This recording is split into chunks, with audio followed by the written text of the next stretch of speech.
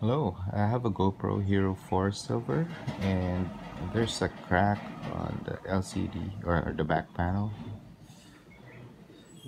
I have a friend who has the same model and has the same issue.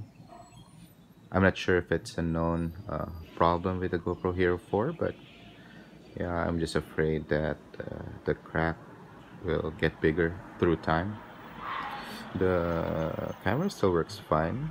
I'm still able to take videos and pictures, but I guess I think that it's the material used on this panel. Yeah,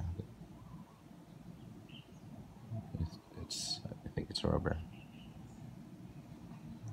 and I don't think it's gonna last long.